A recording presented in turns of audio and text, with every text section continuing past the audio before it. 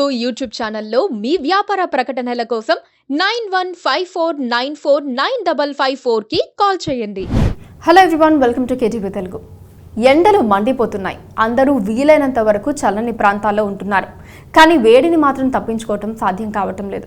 బయటకు వెళ్తే ఆరోగ్యంపై ప్రభావం చూపిస్తుందని చాలా మంది అనుకుంటూ ఉంటారు. అది నిజమే.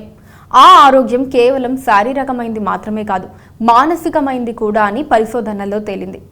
బుర్ర వేడెక్కి చిరాకు పడటం ఇలాంటి మానసిక ఆరోగ్య లక్షణమే. అందుకే ఎండలను అంత తేలిగ్గా తీసుకోకూడదని పరిశోధకులు చెబుతున్నారు.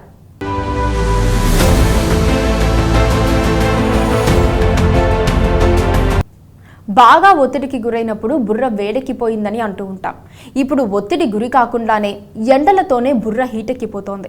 ఫలితంగా పక్కన వాళ్ళ మీద అరిచే వాళ్ళు ఎక్కువైపోతున్నారు.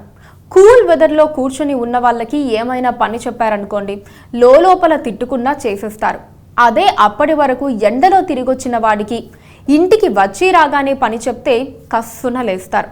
ఇదంతా చెప్పడానికి సిల్లీగానే అనిపించినా ఎండలో తిరిగి వస్తే మన బ్రెయిన్లో జరిగే రియాక్షన్ ఇలా ఉంటుందనేది మాత్రం నిజం. ఈ వేడిని తట్టుకోలేక కొందరు మానసికంగా అలసిపోతున్నారు. ఇంకొందరైతే ఆత్మహత్య కూడా చేసుకుంటున్నారు. అసలు ప్రమాదాన్ని నిపుణులు అక్కడే గుర్తించారు. మానసిక ఆసుపత్రుల్లో ఎమర్జెన్సీ డిపార్ట్మెంట్ సమ్మర్లోనే ఎక్కువగా బిజీగా ఉంటుంది. ఎండవేడిని తట్టుకోలేక యాంగ్జైటీ ఫీల్ అవ్వటం, చిన్న చిన్న వాటికి అతిగా ఆలోచించటం, తమకి తామే హాని చేసుకోవటం లాంటి లక్షణాలు బయటపడుతూ ఉంటాయి. ఓ వ్యక్తి ఆలోచించే విధానంలో మార్పు రావటం, అనుభూతి చెందటంలోనూ మార్పులు కనిపించటం లాంటి మానసిక సమస్యలు పెరుగుతున్నాయి. దేనిపైన శ్రద్ధ ఉండకపోవటం లాంటివి ఈ వ్యాధి లక్షణాలే. ఈ జబ్బుకి వయసుతో పనిలేదు. పిల్లల నుంచి పెద్దల వరకు దీని బారిన పడే ప్రమాదం ఉంది.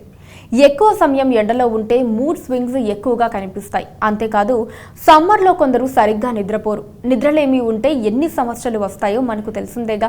మరుసటి రోజంతా చాలా మూడిగా గడిచిపోతుంది. ఏ పని చేయాలనిపించదు. ప్రతిదానికి అరిచేస్తాం. ఇది పరోక్షంగా మన వర్క్ పైన ప్రభావం చూపిస్తుంది. ఉష్ణోగ్రతలు ఎక్కువగా ఉన్న సమయంలో ఆఫీస్లో వర్క్ ప్రొడక్టివిటీ కొంత తగ్గిపోతుందని గతంలో అమెరికాలో చేసిన ఓ అధ్యయనం తేల్చి చెప్పింది. ఉష్ణోగ్రతలు పెరిగే కొద్దీ కొంతమంది పనితీరులోనూ మార్పులు వస్తాయని స్పష్టం చేసింది. అంతేగా మరి, బుర్ర సరిగ్గా పని చేస్తేనే కదా మనం పని చేసేది. ఎండాకాలంలో విపరీతమైన వేడి కారణంగా కొన్నిసార్లు ఈ బ్రెయిన్ బ్యారియర్ డ్యామేజ్ అవుతుంది. బయటి ఉష్ణోగ్రత ఎక్కువగా ఉన్నప్పుడు అదే టెంపరేచర్ మన రక్తంలోనూ పెరుగుతుంది. మెదడుకి రక్తం సరఫరా అయ్యే తీరులోనూ మార్పు వస్తుంది. ఫలితంగా బ్రెయిన్కి సరిగ్గా ఆక్సిజన్ అందదు. ఇలాంటి సమయాల్లోనే కళ్ళు తిరిగి పడిపోవడం లాంటివి జరుగుతూ ఉంటాయి.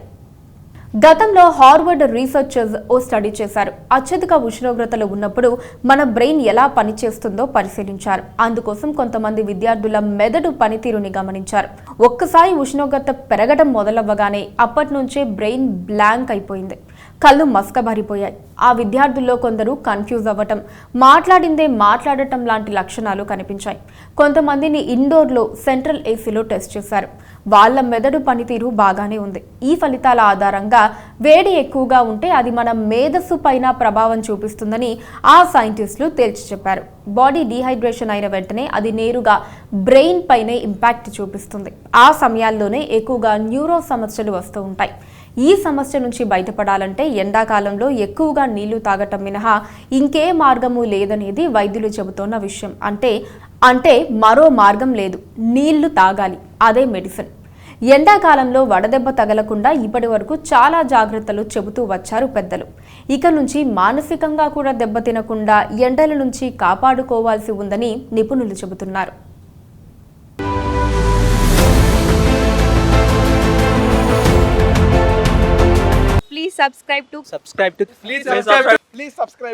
Please subscribe to KTV Telugu. KTV Telugu.